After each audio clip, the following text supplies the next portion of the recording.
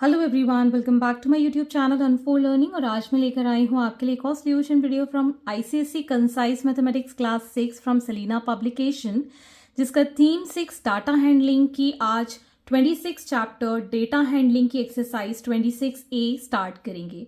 और इस एक्सरसाइज को स्टार्ट करने के पहले अगर आपने अभी तक मेरे चैनल को सब्सक्राइब नहीं किया है तो सब्सक्राइब जरूर कर लीजिए। और अगर आपने प्रीवियस एक्सरसाइजेस मिस कर दी हैं तो please do have a look in the description box, जहां पर मैंने प्लेलिस्ट बनाकर प्रोवाइड की है, तो बाकी की वीडियोस आप वहां से आसानी से देख पाएंगे। तो ये जो डेटा हैंडलिंग वाला जो चैप्टर है, इसमें कुछ टर्म्स हैं जो आते हैं स्टैटिस्टिक्स के अंदर।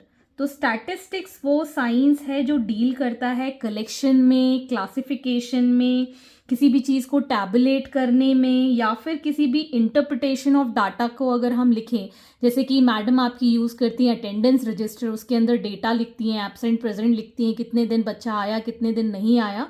So that is a kind of a data handling that she does for every section and every class. तो उसको हम कहते हैं स्टैटिस्टिक्स। और इस स्टैटिस्टिक्स में जो भी हम नंबर कलेक्ट करते हैं, एब्सेंट के, प्रेजेंट के, अगर आप कोई गेम खेलें उसके अंदर आपने कोई रिकॉर्ड रखा है कि कौन जीत रहा है कौन हार रहा है, उस टाइप के कलेक्शन ऑफ डेटा को हम कहते हैं डेटा।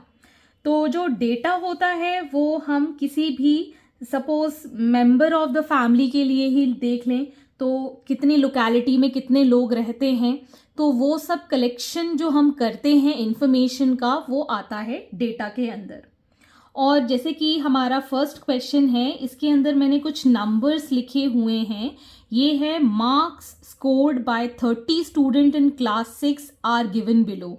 तो यहाँ पर ये जो मार्क्स हैं वो 30 स्टूडेंट्स के क्लास 6 के मैंने यहाँ पर लिखे हुए हैं। तो इस तरीके के डेटा को अगर हम देखें तो ना तो ये असेंडिंग में है ना ही ये डिसेंडिंग में है, तो इसको हम कहेंगे raw data.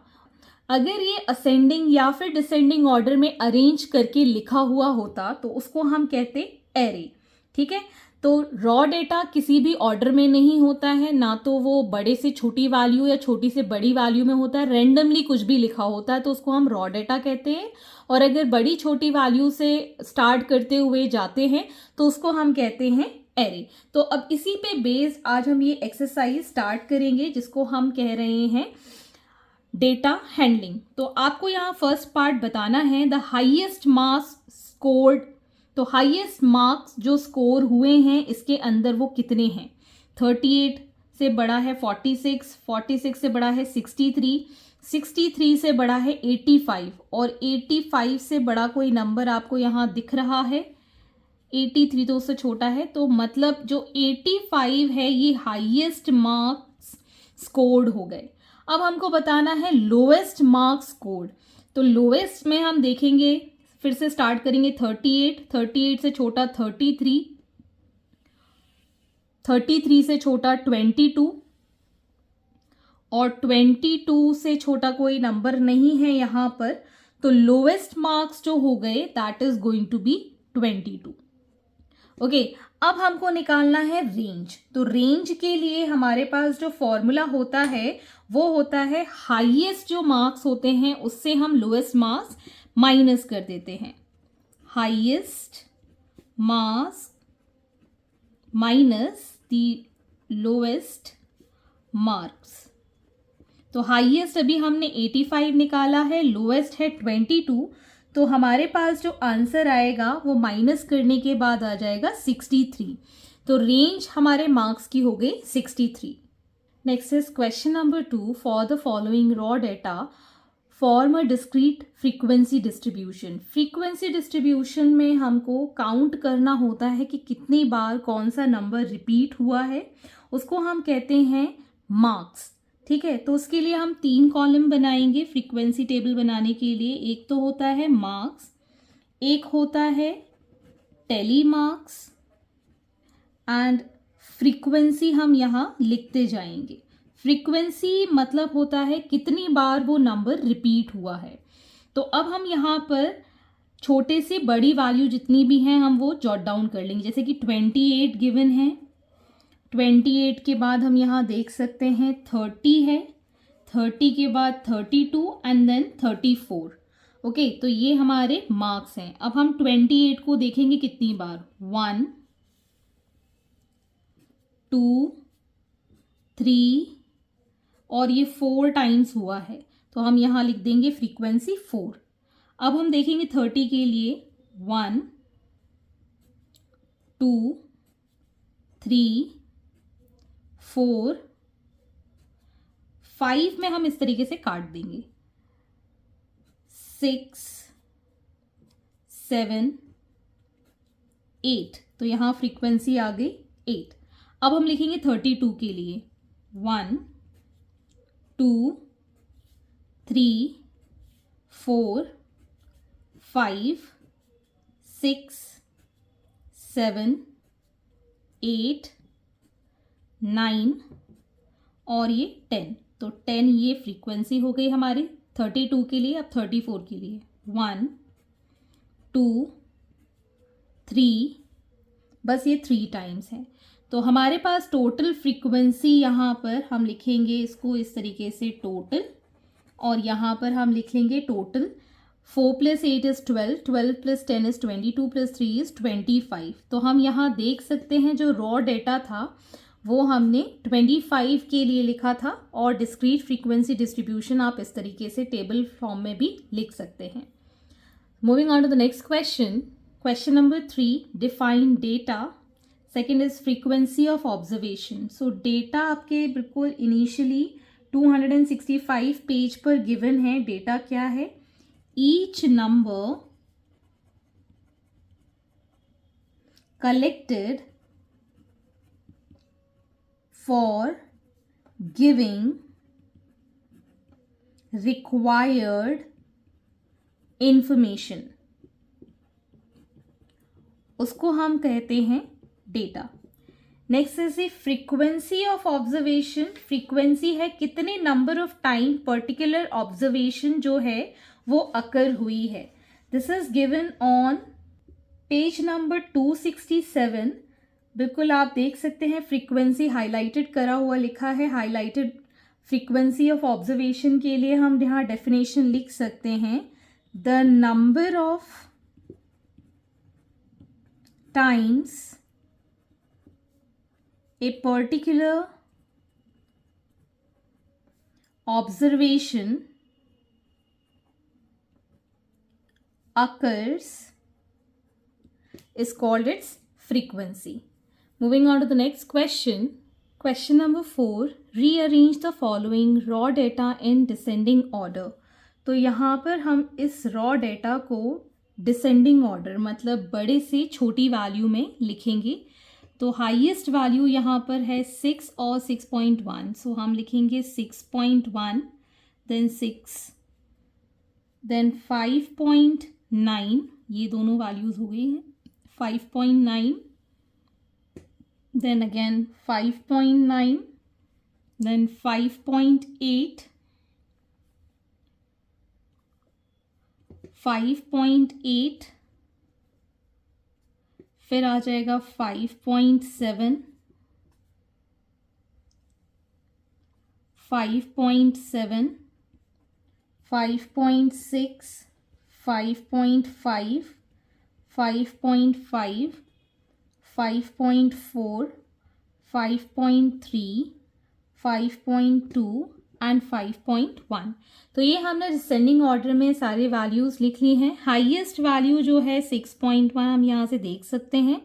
Lowest value is 5.1, ये हमने यहाँ पर ये लोवेस्ट है और ये हाईएस्ट है। अब हमको रेंज निकालनी है। रेंज निकालना मैंने अभी सिखाया था। हाईएस्ट वैल्यू से हम लोवेस्ट वैल्यू माइनस कर देते हैं। So we'll get the value as 6.1 में से 5.1 गया, वील गेट 1.0 और you can write directly 1. Next question number 5. Represent the following data in the form of frequency distribution. तो आपको यहाँ पर frequency distribution table बनानी होगी। तो मैंने अभी बनाना सिखाया था। That is first we'll write marks, then we'll make tally marks and then we'll write here frequency. Okay. अब यहाँ पर हम हाईएस्ट टू लोएस्ट वैल्यू लिखेंगे। 52 है, फिर उसके बाद सॉरी 48 है, इससे छोटा वैल्यू 48 है, 48, then 52, then 56, then we have 60, 64, 68 and 72. अब हम यहाँ देख सकते हैं 48 है 2 टाइम्स, तो मैंने यहाँ 2 लिखा, फ्रीक्वेंसी मैंने यहाँ 2 लिख दी। 52 1 2 3 4 टाइम्स है 52, तो यहाँ पर मैंने 4 लिख दिया। अब हम देखेंगे 56 के लिए 1 2 3 4, ये भी 4 टाइम्स है। नेक्स्ट फॉर 60 1 2, ये हो गया 2 टाइम्स। 64 के लिए अब हम देखेंगे 1 2 3, सो यहाँ पर ये 3 टाइम्स आया है। 68 के लिए लिखेंगे 1 2 3 टाइम्स 68 है। अब हम देखेंगे 72 के लिए 1 2, तो यहाँ पर ये 2 हो गया। अब हम इसको टोटल कर लेते हैं, writing here total. 2 + 4 6, 6 + 4 10, 10 + 2 12, 12 + 3 15, 15 + 3 18 + 2 is 20, so total is 20। so frequency हमने यहाँ पर सबकी निकाल दी है और टोटल आ गया हमारे पास 20। Question number 6, in a study of number of accident per day, observations for 30 days were obtained as follows। तो यहाँ पर आपको डेटा गिवन है, construct a suitable frequency distribution table। तो यहाँ पर आपको frequency distribution table के लिए यहाँ पर हम लिख लेते हैं number of accidents, और यहाँ हम लिखेंगे इसके लिए tally marks, and then we'll write here the frequency कितनी बार अकर हुआ है। तो एक्सीडेंट्स यहाँ पर आप देख सकते हैं 0 1 2 3 4 5 एंड 6 के लिए लिखा है। तो पहले हम टेली मार्क 0 के लिए लिख लेते हैं 1 2, तो फ्रीक्वेंसी आ गई यहाँ पर 2। 1 के लिए हम देखेंगे 1 2 3, तो ये फ्रीक्वेंसी हो गई 3। अब 2 के लिए हम देखेंगे 1 2 3 4 एंड 5, तो यहाँ पर हमने फ्रीक्वेंसी लिख ली 5। आई थिंक एक और है ये 6, तो ये हो गया 6। अब हम 3 के लिए लिखेंगे 1 2 3 ही है इसके लिए। अब हम लिखेंगे 4 के लिए 1 2 3 4 टाइम्स। अब हम लिखेंगे 5 के लिए 1 2 3 4 and 5, again we have 6। Then 6 के लिए 1 2 3 4 5 एंड 6, तो ये हो गया हमारे पास टोटल फ्रीक्वेंसी। अब हम टोटल करके देख लेते हैं क्या ये डेटा 30 डेज का है। 2 + 3 is 5 + 6 11 + 3 is 14 + 4 is 18, 18 + 6 is 24, 24 + 6 is 30, सो यहाँ पर टोटल 30 हमारी फ्रीक्वेंसी आ गई है। Question number 7, the following data represents weekly wages in rupees for 15 workers in a factory. So this is the data given for 15 workers in a factory. Prepare a frequency distribution table. तो आपको यहाँ पर frequency distribution table बनानी है। Now find how many workers are getting less than rupees 850 per week. Second part, how many workers are getting more than 800 rupees per week. तो पहले हम frequency table बना लेते हैं। यहाँ लिख लेते हैं हम weekly wages in rupees, and then we have tally marks, और यहाँ हो जाएगी फ्रीक्वेंसी। अब हमारे पास मिनिमम है 750, then we have 800, 850, 900 and highest is 950. अब हम टेली मार्क्स लिख लेते हैं. 750, 1, 2, 3, so frequency is 3. 800 के लिए 1, 2, 3, 4, so यहाँ पर हम लिख लेते हैं 4. 850 के लिए 1, 2 and 3, so we have 3 times. 900 के लिए 1, 2, 3, this is again 3. 950 के लिए 1 and 2, so ये हो गया 2. अब हम टोटल कर देंगे यहाँ पर. we'll get here 3 plus 4, 7 plus 3 is 10 plus 3 is 13 plus 2 15. so 15 workers थे, तो ये हमारी फ्रीक्वेंसी टेबल बन गई है. अब हमें फर्स्ट पार्ट में पूछा गया है how many workers are getting less than 850. मतलब 850 से कम में 800 भी वाले भी आते हैं और 750 वाले भी आते हैं. सो वर्कर्स गेटिंग 750 रुपीज़, ये है हमारे पास 3. And workers getting rupees 800 are 4. so workers getting less than 850 rupees will be 3 plus 4, that is 7. अब हमको बताना है 800 से ज़्यादा वाले. so इसमें हम workers of 850, 900 और 950 तीनों लिख देंगे.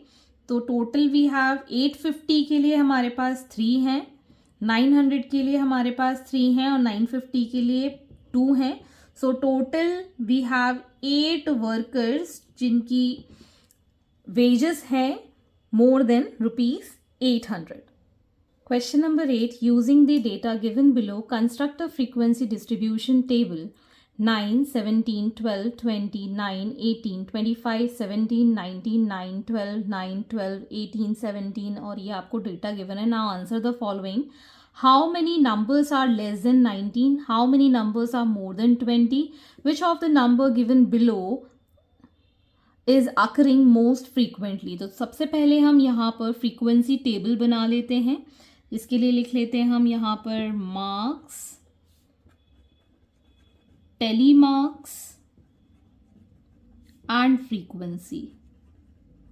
ओके, सो मार्क्स यहाँ पर मिनिमम है 9, उसके बाद है 12, देन वी हैव 17, 18, 19, 20 एंड 25. सो 9 के लिए 1, 2, 3, 4 and we have 5. So frequency is 5. 12 के लिए 1, 2, 3 and 4. We have 4 for 12. 17 के लिए 1, 2, 3. Next 18 के लिए 1, 2 times is 18. Next 19 के लिए 1, 2. Then 20 के लिए 1 and 2. 25 के लिए 1 and again 2. So ये हमारे पास आ गया है total. That is going to be 5 plus 4 is 9 plus 3, 12 plus 2, 14 plus 2, 16 plus 2, 18 plus 2, 20. तो टोटल ये हो गया हमारे पास 20. How many numbers are less than 19? Less than 19 में 18, 17, 12 और 9 सब आ जाते हैं. तो 18 है हमारे पास 2 टाइम्स, 17 है हमारे पास 3 टाइम्स, 12 है हमारे पास 4 टाइम्स और 9 है हमारे पास 5 टाइम्स. इन सबको टोटल कर देंगे. 5 plus 5 10, 14 आ गया हमारे पास less than. Then we have how many numbers are more than 20? 20 से ज़्यादा तो सिर्फ 25 है, which is 2 times. So your answer is 2. Which of the number given above is occurring most frequently? कौन सा नंबर सबसे ज़्यादा बार आया है? That is 5, that is 9. So number 9 is being repeated 5 times. So frequency 5 सबसे ज़्यादा 9 के लिए. So your answer is 9. Question number 9. Using the following data, construct a frequency distribution table. तो यहाँ पर आपको data given है, इसके लिए frequency table बनानी है. Now answer the following. What is the range of numbers? How many numbers are greater than 50 and how many numbers are between 40 and 50? तो सबसे पहले हम frequency table बना लेते हैं. उसके लिए हम लिखेंगे marks, telemarks and frequency. Okay, तो यहाँ पर मिनिमम है 42, then we have 44, 46, 48, 50, 52, 54, 56, 58, 60 and 62. So telemarks for 42 is 1,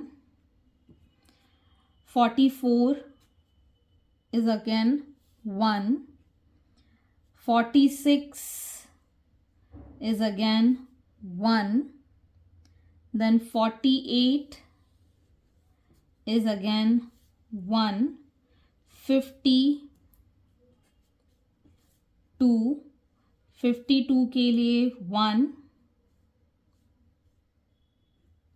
54 के लिए 1,